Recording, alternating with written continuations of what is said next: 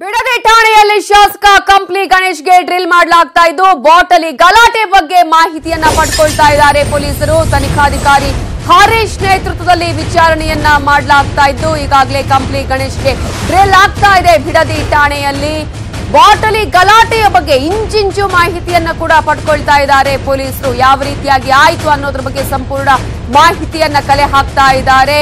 ಗೂಂಡಾ ಶಾಸಕ ಗಣೇಶ್ ಈಗಾಗಲೇ ಪೊಲೀಸರ ವಶದಲ್ಲಿದ್ದಾರೆ. ಹಾಗಾಗಿ ಆವತ್ತಿನ ದಿನ ನಡೆದಂತಹ ಘಟನೆ ಏನು ಅನ್ನೋದ್ರ ಬಗ್ಗೆ ಸಂಪೂರ್ಣವಾದ ಮಾಹಿತಿಯನ್ನ ಕಲೆ ಹಾಕ್ತಾ ಇದ್ದಾರೆ. ಕೆಲ ಹೊತ್ತಲ್ಲೇ ರಾಮನಗರ ಜಿಲ್ಲಾಸ್ಪತ್ರೆಗೆ ಗಣೇಶರನ್ನ ಕರ್ಕೊಂಡು ಬರುವಂತಹ ಸಾಧ್ಯತೆ ಇದ್ದು ವಿಚಾರಣೆ ಬಳಿಕ ಜಿಲ್ಲಾಸ್ಪತ್ರೆಯಲ್ಲಿ ವೈದ್ಯಕೀಯ ಪರೀಕ್ಷೆಯನ್ನ ನಡೆಸಲಾಗುತ್ತೆ. ವೈದ್ಯಕೀಯ ಪರೀಕ್ಷೆಯ ಬಳಿಕ ಕೋರ್ಟ್ಗೆ ಹಾಜರುಪಡಿಸಲಾಗುತ್ತೆ.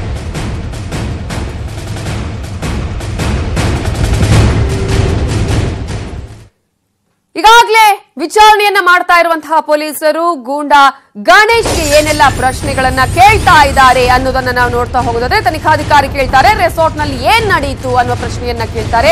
ಆಗ ಗಣೇಶ್ ಉತ್ತರ ಇದು ಸಣ್ಣ ವಿಚಾರಕ್ಕೆ ಗಲಾಟೆ ಆರಂಭ ಆಯಿತು, ನಂತರ ಈ ಗಲಾಟೆ ಜೋರಾಯಿತು ಅನ್ನುವಂತಹ ಒಂದು ಆನ್ಸರ್ ಅನ್ನ ಕೂಡ ಶಾಸಕ ಗಣೇಶ್ ಅವರು ಪೊಲೀಸರ ಮುಂದೆ ಹೇಳ್ತಾರೆ. ತನಿಖಾಧಿಕಾರಿ ಕೇಳ್ತಾರೆ ರೆಸಾರ್ಟ್ ನಲ್ಲಿ ನಡೆದಿದ್ದೇನು ಅನ್ನುವಂತಹ ಪ್ರಶ್ನೆಗೆ ಈ ಒಂದು ಉತ್ತರವನ್ನ ಕೊಡ್ತಾರೆ ಶಾಸಕರಾಗಿರುವಂತಹ ಗಣೇಶ್. ಸಣ್ಣ ವಿಚಾರಕ್ಕೆ ಗಲಾಟೆ ಆರಂಭ ಆಯಿತು, ಆ ನಂತರ ಈ ಗಲಾಟೆ ಜೋರಾಯಿತು ಅನ್ನುವಂತಹ ಆನ್ಸರ್ ಅನ್ನ ಈ ಸಂದರ್ಭದಲ್ಲಿ ವಿಚಾರಣೆ ಮಾಡ್ತಾ ಇರುವಂತಹ ಪೊಲೀಸ್ ಅಧಿಕಾರಿಗಳಿಗೆ ನೀಡ್ತಾರೆ. ತನಿಖಾಧಿಕಾರಿ ಕೇಳ್ತಾರೆ ಘಟನೆಗೆ ಕಾರಣ ಏನು ಅನ್ನುವಂತಹ ಪ್ರಶ್ನೆಯನ್ನ ಕೂಡ ಆ ಸಂದರ್ಭದಲ್ಲಿ ಕೇಳ್ತಾರೆ. ತನಿಖಾಧಿಕಾರಿ ಕೇಳ್ತಾರೆ ಘಟನೆಗೆ ಏನ್ ಕಾರಣ ಅಂತ ಹೇಳಿ. ಆ ಸಂದರ್ಭದಲ್ಲಿ ಗಣೇಶ್ ಕೊಡುವಂತಹ ಉತ್ತರ ಇದು ಎಸ್, ಅದು ರಾಜಕೀಯದ ವಿಚಾರಕ್ಕೆ ಸಂಬಂಧಪಟ್ಟ ಹಾಗೆ ಘಟನೆ ಆರಂಭ ಆಯ್ತು, ಅಂದ್ರೆ ಗಲಾಟೆ ಆರಂಭ ಆಯ್ತು. ನಮ್ಮ ಜಿಲ್ಲೆಯ ರಾಜಕೀಯ ವಿಚಾರಕ್ಕೆ ಸಂಬಂಧಪಟ್ಟ ಹಾಗೆ ಗಲಾಟೆ ಆಯ್ತು ಅನ್ನುವಂತಹ ಉತ್ತರವನ್ನ ಕೊಡ್ತಾರೆ ಕಂಪ್ಲಿ ಶಾಸಕ ಗಣೇಶ್. ಆಗ ತನಿಖಾಧಿಕಾರಿ ಕೇಳ್ತಾರೆ ಘಟನೆಯ ವೇಳೆ ನಿಮ್ ಜೊತೆ ಯಾರ್ಯಾರಿದ್ರು ಅನ್ನುವ ಪ್ರಶ್ನೆಯನ್ನ ಕೇಳ್ತಾರೆ. ಇದಕ್ಕೆ ಗಣೇಶ್ ಆನ್ಸರ್ ಅನ್ನ ಮಾಡ್ತಾರೆ ನಮ್ಮ ಜಿಲ್ಲೆಯ ಶಾಸಕರು ಕೂಡ ಇದ್ರು, ಶಾಸಕರಾದ ಭೀಮಾ ನಾಯ್ಕ್ ಇದ್ರು, ರಾಮಪ್ಪ ಇದ್ರು, ತುಕಾರಾಮ್ ಇದ್ರು, ಎಲ್ಲರೂ ಕೂಡ ಆ ಸಂದರ್ಭದಲ್ಲಿ ಬಂದಿದ್ದಾರೆ ಗಲಾಟೆ ಆರಂಭ ಆಗುವಂತಹ ಸಂದರ್ಭದಲ್ಲಿ ಅನ್ನುವಂತಹ ಒಂದು ಉತ್ತರವನ್ನ ಕೂಡ ಆ ಸಂದರ್ಭದಲ್ಲಿ ನೀಡ್ತಾರೆ. ಆಗ ಪ್ರಶ್ನೆ ಕೇಳ್ತಾರೆ ತನಿಖಾಧಿಕಾರಿ ನೀವು ಹಲ್ಲೆ ಮಾಡಿದ್ರಾ ಅನ್ನುವಂತಹ ಪ್ರಶ್ನೆಯನ್ನ ಕೇಳ್ತಾರೆ. ಗಣೇಶ್ ಹೇಳ್ತಾರೆ ನಾನು ಯಾಕೆ ಹಲ್ಲೆ ಮಾಡ್ಲಿ, ಅವರೇ ನನ್ನ ಮೇಲೆ ಹಲ್ಲೆಯನ್ನ ಮಾಡಿದ್ದಾರೆ ಅಂತ ಹೇಳಿ ಆನ್ಸರ್ ಅನ್ನ ಕೂಡ ಮಾಡ್ತಾರೆ. ಆ ನಂತರ ತನಿಖಾಧಿಕಾರಿ ಕೇಳ್ತಾರೆ ಗುಜರಾತ್ಗೆ ಹೋಗೋದಕ್ಕೆ ಏನ್ ಕಾರಣ ನೀವು, ಯಾಕಂದ್ರೆ ಅಬ್ಸ್ಕೊಂಡು ಆಗಿದ್ರಿ 1 ತಿಂಗಳಿಂದ, ಗುಜರಾತ್ಗೆ ಹೋಗೋದಕ್ಕೆ ಏನ್ ಕಾರಣ ಅಂತ ಕೇಳಿದಾಗ ಗಣೇಶ್ ಹೇಳ್ತಾರೆ ಇಲ್ಲಿ ಇರೋದು ಸರಿಯಲ್ಲ ಅಂತ ಹೋದೆ, ತಲೆಮರೆಸಿಕೊಳ್ಳುವ ಉದ್ದೇಶ ಏನಿರ್ಲಿಲ್ಲ ನನ್ಗೆ ಅನ್ನುವಂತಹ ಒಂದು ಉತ್ತರವನ್ನ ಕೊಡ್ತಾರೆ ಕಂಪ್ಲಿ ಶಾಸಕ ಗಣೇಶ್. ಒಟ್ಟಾರೆ ಈಗಾಗಲೇ ತನಿಖಾಧಿಕಾರಿಗಳು ಕಂಪ್ಲಿ ಶಾಸಕ ಗಣೇಶ್ಗೆ ಡ್ರಿಲ್ ಮಾಡ್ತಿದ್ದಾರೆ.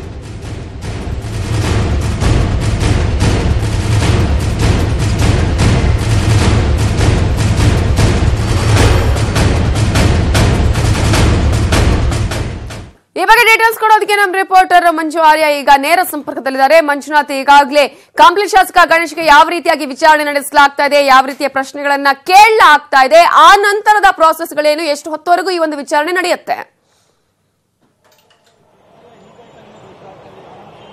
ಖಂಡಿತ ನವಿತಾ, 2 ಗಂಟೆಗಳಿಂದಲೂ ಕೂಡ ಅಷ್ಟೇ ಕಂಪ್ಲಿ ಶಾಸಕ ಗಣೇಶ್ನ ತೀವ್ರ ವಿಚಾರಣೆಯನ್ನ ಪೊಲೀಸರು ಮಾಡ್ತಿದ್ದಾರೆ. ಅದರಲ್ಲೂ ಪ್ರಮುಖವಾಗಿ ಪ್ರಶ್ನೆಗಳ ಸುರಿಮಳೆಯನ್ನೇ ಶಾಸಕರಿಗೆ ಮಾಡ್ತಿದ್ದಾರೆ ಅಂತ ಹೇಳ್ಬೋದು. ಯಾಕಂದ್ರೆ ಮೊದಲನೇದಾಗಿ ಆ ಒಂದು ಘಟನೆ ನಡೆದಂತಹ ದಿನದ ವಿಚಾರದಿಂದ ಹಿಡಿದು ಇವತ್ತು ಆತನನ್ನ ಬಂಧಿಸುವಂತಹ ದಿನದವರೆಗೂ ಕೂಡ ಏನೆಲ್ಲ ಬೆಳವಣಿಗೆಗಳಾಯಿತು ಅನ್ನೋದ್ರ ಬಗ್ಗೆ ಪ್ರಶ್ನೆಗಳನ್ನು ಕೂಡ ಈಗಾಗಲೇ ಮಾಡ್ತಿದ್ದಾರೆ. ಪ್ರಮುಖವಾಗಿ ಕೂಡ ಅಷ್ಟೇ ಹಲ್ಲೆ ನಡೆಸಿದ್ದು ಯಾರು ಅನ್ನುವಂತ ಒಂದು ಪ್ರಶ್ನೆಯನ್ನು ಕೂಡ ಈಗಾಗಲೇ ಮಾಡ್ತಿರುವಂತದ್ದು. ಅಲ್ಲಿ ಘಟನೆ ನಡೆದಂತಹ ಈಗಲ್ಟನ್ ರೆಸಾರ್ಟ್ ನಲ್ಲಿರುವಂತಹ ಸಾಕ್ಷಿಗಳ ಹೇಳಿಕೆಗಳನ್ನು ಕೂಡ ಅಷ್ಟೇ ಪೊಲೀಸರು ಈಗಾಗಲೇ ದಾಖಲು ಮಾಡಿಕೊಂಡಿದ್ದಾರೆ. ಆ ಒಂದು ಸಾಕ್ಷಿಗಳು ಹೇಳಿರುವಂತಹ ಹೇಳಿಕೆಗಳನ್ನ ಮುಂದಿಟ್ಕೊಂಡಂತಹ ಪೊಲೀಸರು ಈಗಾಗಲೇ ಗಣೇಶ್ನ ತೀವ್ರ ವಿಚಾರಣೆಯನ್ನು ಕೂಡ ಮಾಡ್ತಿದ್ದಾರೆ. ಎಲ್ಲಾ ವಿಚಾರಣೆ ವೇಳೆಯಲ್ಲಿ ಕೂಡ ಅಷ್ಟೇ ಗಲಾಟೆ ನಡೆದಿರುವಂತಹದ್ದು ನಿಜ ಅನ್ನುವಂತಹ ಮಾತನ್ನು ಕೂಡ ಅಷ್ಟೇ ಶಾಸಕರು ಒಪ್ಪಿಕೊಂಡಿದ್ದಾರೆ. ಜೊತೆಗೆ ಹಲ್ಲೆ ನಡೆಸಿದ್ದು ಆದ್ರೆ ನನ್ನ ಕೊಲೆ ಮಾಡುವಂತಹ ಉದ್ದೇಶ ಯಾವುದು ಇರಲಿಲ್ಲ, ಕೋಪದಲ್ಲಿ ಒಂದೇಟೆ ಹೊಡೆದಿದ್ದೇನೆ, ಜೊತೆಗೆ ಆನಂದ್ ಸಿಂಗ್ ಕೂಡ ಅಷ್ಟೇ ನನ್ನ ಮೇಲೆ ಅವತ್ತು ಹಲ್ಲೆಯನ್ನ ನಡೆಸಿದ್ರು, ಆದ್ರೆ ನಾನು ಎಲ್ಲಿಯೂ ಕೂಡ ಅಷ್ಟೇ ಟ್ರೀಟ್ಮೆಂಟ್ ಮಾಡಿಸ್ಕೊಂಡಿಲ್ಲ ಅನ್ನುವಂತಹ ಮಾತನ್ನು ಕೂಡ ಈಗಾಗಲೇ ಪೊಲೀಸರ ಮುಂದೆ ಆರೋಪಿ ಬಾಯ್ಬಿಟ್ಟಿದ್ದಾರೆ. ಇದೆಲ್ಲ ಒಂದು ಕಡೆ ಆದರೆ ಮತ್ತೊಂದು ಕಡೆ ಕೂಡ ಅಷ್ಟೇ ಬಹುತೇಕ ಇನ್ನು ಅರ್ಧ ಗಂಟೆಯ ಒಳಗಾಗಿ ಎಲ್ಲಾ ವಿಚಾರಣೆ ಕೂಡ ಅಷ್ಟೇ ಕಂಪ್ಲೀಟ್ ಆಗುವಂತಹ ಸಾಧ್ಯತೆಗಳಿದೆ. ಯಾಕಂದ್ರೆ ಹಲ್ಲೆ ಪ್ರಕರಣಕ್ಕೆ ಸಂಬಂಧಿಸಿದಂತೆ ಮತ್ತು ಆನಂದ್ ಸಿಂಗ್ ಕೊಟ್ಟಿರುವಂತಹ ಸ್ಟೇಟ್ಮೆಂಟ್ ಏನಿತ್ತು ಒಂದು ಸ್ಟೇಟ್ಮೆಂಟ್ ನ ಪ್ರಕಾರವಾಗಿ ಎಲ್ಲಾ ರೀತಿಯಂತಹ ಒಂದು ಪ್ರಶ್ನೆಗಳನ್ನು ಕೂಡ ಈಗಾಗಲೇ ಶಾಸಕರಿಗೆ ಕೇಳಿದರೆ ಶಾಸಕರು ಕೂಡ ಅಷ್ಟೇ ಕೆಲವೊಂದು ಪ್ರಶ್ನೆಗಳಿಗೆ ಆ ಒಂದು ಘಟನೆ ನಡೆದಿದ್ದು ನಿಜ ಮತ್ತು ನಾನು ಹಲ್ಲೆಯನ್ನ ನಡೆಸಿದ್ದೇನೆ ಅನ್ನೋ ಮಾತನ್ನು ಕೂಡ ಅವರು ಈಗಾಗಲೇ ಪೊಲೀಸರ ಮುಂದೆ ಒಪ್ಪಿಕೊಂಡಿದ್ದಾರೆ. ಆದ್ರೆ ಕೆಲವೊಂದು ವಿಚಾರವಾಗಿ ಅವರು ಕೂಡ ಅಷ್ಟೇ ಸಂಶಯಾಸ್ಪದವಾಗಿ ಒಂದು ಉತ್ತರಗಳನ್ನು ಕೊಡ್ತಿದ್ದಾರೆ. ಯಾಕಂದ್ರೆ ಗುಜರಾತ್ಗೆ ಇಲ್ಲಿಂದ ಹೋದಂತಹ ವೇಳೆಯಲ್ಲಿ ಅವರಿಗೆ ಆಶ್ರಯ ಕೊಟ್ಟಿದ್ದು ಯಾರು ಅನ್ನುವಂಥದ್ದನ್ನು ಕೂಡ ಅಷ್ಟೇ ಅವರು ಒಪ್ಪುವಂತ ಇಲ್ಲ. ಯಾಕಂದ್ರೆ ಒಂದು ವೇಳೆ ಆಶ್ರಯ ಕೊಟ್ಟಿದ್ದಾರೆ ಅಂತ ಪಕ್ಷದಲ್ಲಿ ಅವರ ಮೇಲೆ ಕೂಡ ಅಷ್ಟೇ FIR ಆಗುವಂತ ಒಂದು ಸಾಧ್ಯತೆಗಳಿರುತ್ತೆ. ಆ ಒಂದು ಕಾರಣಕ್ಕೆ ಆಶ್ರಯ ಕೊಟ್ಟವರು ಯಾರು ಇಲ್ಲ, ಕೇವಲ ನಾನು ಮತ್ತು ನನ್ನ ಕಾರು ಚಾಲಕನ ಇಬ್ರು ಕೂಡ ಅಷ್ಟೇ ನಾವು ಗುಜರಾತ್ಗೆ ಹೋಗಿದ್ವಿ, ಅಲ್ಲೇ ಕೆಲವೊಂದು ಹೋಟೆಲ್ಗಳಲ್ಲಿ ಖಾಸಗಿ ಹೋಟೆಲ್ ಅಲ್ಲಿ ನಾನು ಉಳ್ಕೊಂಡಿದ್ದೆ ಅನ್ನುವಂತ ಮಾತನ್ನೇ ಅವ್ರು ಹೇಳ್ತಿದ್ದಾರೆ.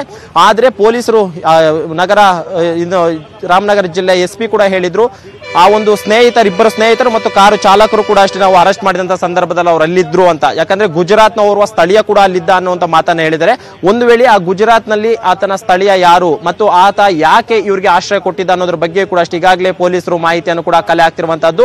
ಆದ್ರೆ ಶಾಸಕ ಗಣೇಶ್ ಮಾತ್ರ ಅವರು ನನ್ನ ಪರಿಚಯಸ್ಥರೇ ಹೊರತು ಅಲ್ಲಿ ನನಗೆ ಯಾವುದೇ ರೀತಿ ಆಶ್ರಯವನ್ನ ಕೊಟ್ಟಿಲ್ಲ ಅನ್ನುವಂತಹ ಮಾತನ್ನು ಕೂಡ ಈಗಾಗಲೇ ತನಿಖಾಧಿಕಾರಿಗಳ ಪ್ರಶ್ನೆಗೆ ಅವರು ಉತ್ತರವನ್ನು ಕೂಡ ಕೊಡ್ತಾ ಇರುವಂತದ್ದು. 1:30 ವೇಳೆಗೆ ಬಹುತೇಕ ಗಣೇಶ್ನ ವಿಚಾರಣೆ ಕೂಡ ಅಷ್ಟೇ ಕಂಪ್ಲೀಟ್ ಆಗುತ್ತೆ. ಯಾಕಂದ್ರೆ ಪೊಲೀಸರು ಹೇಳಿರುವಂತಹ ಮಾಹಿತಿ ಪ್ರಕಾರ 2 ಗಂಟೆಗೆ ನಿನ್ನೆ ಅವರು ಅರೆಸ್ಟ್ ಮಾಡಿದೀವಿ ಅನ್ನೋ ಮಾತನ್ನು ಹೇಳಿದರೆ ಆ ಒಂದು ಕಾರಣಕ್ಕೆ 2 ಗಂಟೆ ವೇಳೆಗೆ ಎಲ್ಲಾ ರೀತಿಯಂತಹ ಪ್ರೋಸೆಸ್ ಅನ್ನ ಮುಗಿಸಿ ವೈದ್ಯಕೀಯ ಪರೀಕ್ಷೆಯನ್ನು ಕೂಡ ಮುಗಿಸಿ ನ್ಯಾಯಾಧೀಶರ ಮುಂದೆ ಹಾಜರುಪಡಿಸಲಿರುವಂತಹದ್ದು. Navitha, okay, thank you Manju ಡೀಟೇಲ್ಸ್ಗೆ.